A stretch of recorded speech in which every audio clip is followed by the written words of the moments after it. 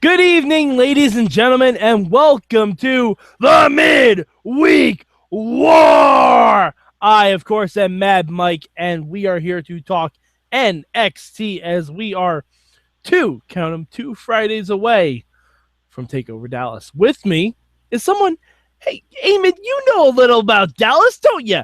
The voice of Inspired Pro Wrestling, Eamon Paton. That's a place that's not too far. It's a place that exists. Excited for Takeover Dallas. Excited for a show that is 3 hours away that I will not be attending because prices are way too high. But hey. So in other words, if you have an extra ticket to Takeover Dallas, I will whore my body out to you. He said it, not me. Yeah, well. I want on the record, Eamon said that, not I. I was going to volunteer the same thing. Pretty much, but now that he said it, it's canon. All right, so Eamon, what is your one word for NXT this week? My one word for NXT is developments. Okay. That's vague, but also accurate, I guess. Mm-hmm. It's super vague. It's all right. We'll accept it. My one word this week is packages. Jesus Christ. Yeah. No, it's okay. It's not. No, it's not what you think. It's fine. It's fine. It's a good thing. They have good crews at WWE. All right. So, Eamon, what's your good for this week? My good for this week, I'm actually going to give it to one of the packages for this week. Wonk wonk. Is the Gable and Jordan package, hyping their tag title match at Takeover. Very good stuff. Really brought a lot of great development to them as characters. Added a bit to the whole story. That I mean, there wasn't really a story into this match other than it's a match for the tag titles, but like they added a lot to this. The whole idea of them, reaching, top levels in amateur wrestling, but ultimately failing, like I think is such a cool way to go about it. And it's weird to think because you look at them and you're like, oh, I never realized that Chad Gable didn't win the Olympics. Like, you just don't think that that's the case. Like, he's so good. Like, how did he not? Like, but yeah, I think it adds a cool wrinkle to this whole thing, and I'm very excited to see them go into Takeover. Mm-hmm. Yeah, it was such a great look at them. Because especially with a guy like Jason Jordan, when he first started, he had a dearth of personality. Yeah. And now I feel like he's one of the more well-rounded guys. Like, I feel like I know Jason Jordan way better than like an Apollo Crews. Yeah. I agree with that. Yeah. But yeah. And I'll also side note, I really love any time I just get to see Chad Gable German suplex, folks. Especially in an environment like an amateur wrestling match. This is true. Speaking of Apollo Crews, he is part of my good. We're doing something with Elias Sampson, you guys. We are, finally. We're doing something. First of all, we had a Battle of the Friends of the Show, which is awesome. A rematch from Super Indy 9. Go check Sorgatron Media. Because I saw those two wrestle, I'm like, something tells me the International Wrestling Cartel has had those two gentlemen wrestle before, and they sure have. Super Indy 9. Check your local listings. Go bug Sorg, and he'll sell you that DVD. I promise you. If you want to see a longer match with those two, absolutely. But yeah, we're doing something with Elias Sampson. I'm not exactly sure what yet, but if I trust in NXT. I feel they'll flesh it out a little bit, and I like the fact that Elias got defeated by Gargano, which is a big win for him, and that we're moving forward with this a little bit. I like it. I think we're gonna have some good things from it. I think Elias reached the point where it's like you had to put him against like somewhat established guys. I know Gargano's still like not full roster, but like he's still pretty established when it comes to the NXT world. So I think putting him against them was a very smart idea because you needed to give him something other than just like jobber matches. And it also works to have Apollo kind of make the save because Apollo and Gargano have had a match based on respect in NXT. So it ties into both of their characters, which works. Yeah, and it's a good way if this leads to Takover Dallas. Like I like the idea of this being a way to get both of those guys on the show. So yeah, like this could definitely be the opener for Takeover Dallas. Yeah, definitely. I'd be totally okay with that. All right, so Eamon, what was your bad for NXT this week? My bad for NXT this week, and stay with me here. My bad goes to Johnny Gargano. Not for Johnny Gargano. Because Johnny Gargano's great. I love Johnny Gargano. He's a very talented wrestler. Some would say he's the bee's knees or the cat's pajamas. Or the whole shebang. Mm-hmm. But my bad goes to whoever is in the WWE NXT production side of things who picked Johnny Gargano's new music. Because it sounds very familiar.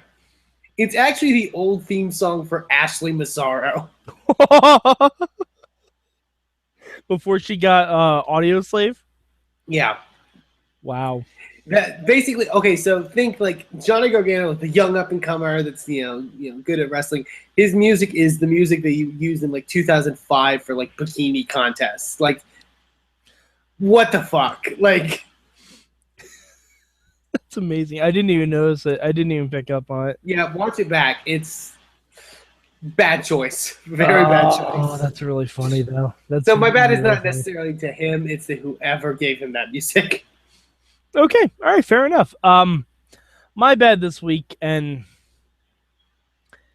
it's Joe versus Bullfit.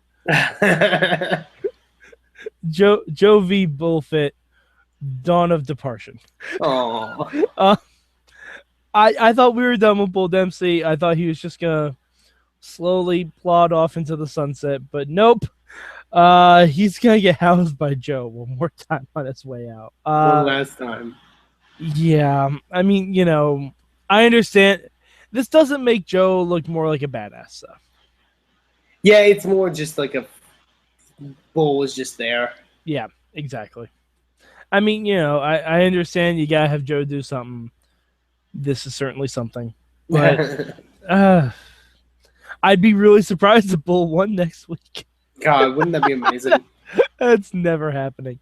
Yeah, but just I thought we were done with Bull. I thought he was gonna be able to coast off, and well, no, we got a little bit more. Also, supplemental bad for plugging an Alex Riley match next week. Yeah, next week looks really great. And by really great, I mean not great at all. Next week, the only thing they have advertised for the go-home show for TakeOver is Samoa Joe versus Bull Dempsey and Apollo Crews versus Alex Riley. Apollo Crews versus Mr. We need to build a wall because of ISIS. Fuck you, Alex. Wait. No, he tweeted about how we need to start building a wall after the recent stuff in Brussels, and Alex Riley's past parody and just like fucking terrible human being. Alex Riley, you can't even build a fan base, let alone a wall. Let's build a wall to a country that has no border to us. That makes sense. Let's build a wall around something that isn't a country. Anyway. This isn't the political episode. This is not the political episode. We will get into that maybe sometime down the line. The closer we get to Armageddon, WWE's Armageddon, starring WWE Hall of Famer Donald Trump. Anyway, that's in November. Did we do your bad yet? Yeah. Okay. What was your change this week? My change, I would have liked, and I know they did like a backstage promo and stuff like that, but I would have liked slightly more, some like build to like Asuka Emma, like maybe like a promo package or their past history or something along those lines. I never felt a sense in the match that Emma could win, which sucks because I like Emma, and it was a good match. It's just I never really felt that there were stakes, which kind of sucks. And it was a good match. It did feel like a lesser match to their match at TakeOver. But still, like, it was still good. But I would have just maybe loved a little bit more build towards it. Yeah, I mean, anytime you can get Emma and Dana on screen more, it's going to be a good thing. Yeah. And hey, Emma's getting a WrestleMania moment, it looks like, so. Wait, really? You didn't see the stuff? No. She's a part of Lana's group. I thought it was Summer. It's Summer and Emma. Why is it 5? We don't know the 5th person on the other team. Oh no. Are they bringing up Bailey? I don't know if they're bringing up Bear. Oh God, I didn't think of that. I thought Nikki Bella's just gonna all right, gain John Cena strength and like WWE. Hi, it's Mad Mike. I'm going to the NXT tapings in Poughkeepsie, the NXT house show. If you bring Bailey up before then and I don't get to see her live in person, I'm gonna be very upset. I'm gonna be very upset with you because I'm gonna be there with my "I'm a Hugger" shirt on and my Bailey bands rocking. I better get to see Bailey. But no, now it's looking to be Emma, Summer, Lana, and Team Bad against Paige, Natalya, Alicia, Brie, and a 5th person. So wow. Okay. Again, Jesus Christ, no. I'd be fine with Eva, actually. Well, actually, they made it a point of saying this is about them versus the Total Divas. Which it's not. Because there are people from both sides on Total Divas. That's a fair point, yeah. But hey. Anyway, all right, we're getting off. My change for this week. Alexa Bliss. I love Alexa Bliss. We don't need to put her in matches. Oh, I actually really liked her match this week. And don't get me wrong, I like Alexa Bliss. She's one of my favorite things on the show every week. But when you have it the same show as a match with Emma and Asuka, she looks grossly outmatched. Oh, I didn't think so. Okay. I didn't think I thought she looked really good, honestly. I really liked her match with Sarah Dawson, actually. Okay. I think that a lot of it was to do with Sarah Dobson, but I mean, I just know Alexa's not there yet because she hasn't been given a lot of opportunities. But I just wouldn't put it on the same show as Emma versus Asuka because that's like, if you're not Bailey, that's the best 2 other divas you can do in NXT right now. Yeah, I mean, I don't know. I mean, maybe it's a difference of opinion. Like, I personally think Alexa is on that level. Like, I think she's gotten really good. Okay. I especially like that crossbody she took from Sarah, and like the fact that she just kept going. Like, I was very impressed by like her. She felt like she was comfortable in that ring, and I think that's really commendable. Okay. All right. I mean, it's not that I don't like Alexa Bliss. I love Alexa Bliss. No, I can see what you're saying though. Yeah. All right. So, was there anything we missed? Oh, we had Finn Balor and Rich Swann, which was fucking awesome. Rich was really fucking good. I liked it. I liked also the fact because we don't really get to see Balor wrestle as often because of. Well, he's been injured too. He's been injured, and also just like him being champion, like doesn't always get to be maybe the focus, so to speak, which is kind of weird to say, but it's because of the world of NXT. But I liked it. I thought it was a really good match. I like that they have Rich in there as kind of like a guy that could hold his own.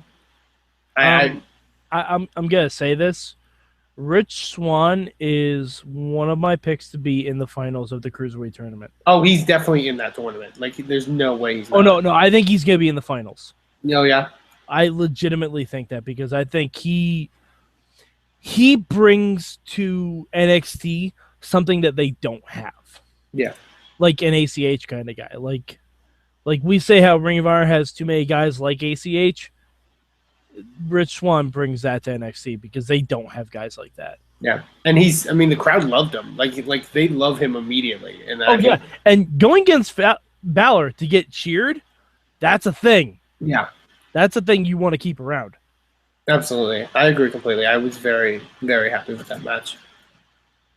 Alrighty, so Eamon, where would you rank NXT this week? I was very between 2 shows when it came to my number 2 and number 3 this week. I'm actually going to rank NXT number 3. It was super close this week. There's a lot of good wrestling this week. There's some not so good, but whatever. but I liked it. Like I said, I would have loved a little more just stake, I guess, in the main event. Because while it was a good match, I would have loved for me to believe like that Emma could win, maybe, you know. I think it's because she's wrestled Asuka so much because Dana's been injured. Yeah. And this is the first time Dana really mentioned that she's been injured, like, which I think is interesting. I know, like, by the time this is happening, like, she's already wrestling on house shows again, which is good. Oh, she is? Excellent. Okay. Yeah, she won't be on, like, until they do another set of tapings. Right, obviously. Of course, yeah. But no, that's good to hear that, like, it's all cleared up and everything. Yeah, she's back in the ring, which is good. Oh, good. Because I'm missing her I might get to see Dana wrestle. Yay. I honestly miss seeing her wrestle, which is very odd, but cool. Yeah, there was that.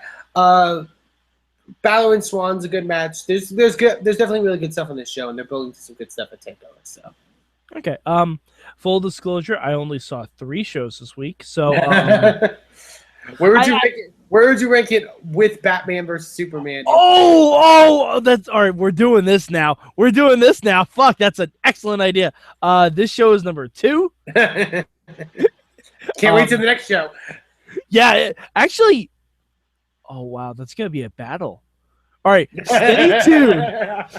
Stay tuned to the Impact report for the Midweek War as I try and figure out which was worse, Batman vs. Superman or Impact Wrestling.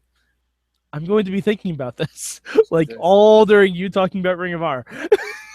But yeah, NXT was number 2 for me this week. I love the Balor and Swann match. I love the video packages. Like the American Alpha package, like you said is your good. It was going to be mine if you didn't say it. Really, really good. Like especially Jordan and Gable are on another level character-wise, and that just brought everything in too. Like it gets people emotional just hearing them talk about how passionate they are about wrestling. Like it's awesome. And we didn't really get to mention it, but the same I think goes to the Nakamura package. Yes, absolutely. And we didn't get to see as much. Like we didn't get to see in-ring stuff, but we got to see him like meeting Triple H, like going to Stanford and stuff like that. Really cool. And it's nice to see that they're keeping his gear. Yeah. From what it looks like the promo shots that they're doing, it looks like they're keeping his stuff. I'm anticipating Takeover because another thing I think with Nakamura is that they're going to have to take some work if they're looking to replace his entrance theme and find a theme as good as his old entrance theme. I have faith in Jim Johnson. Well, Jim Johnson isn't making most of the stuff anymore, from what I've seen.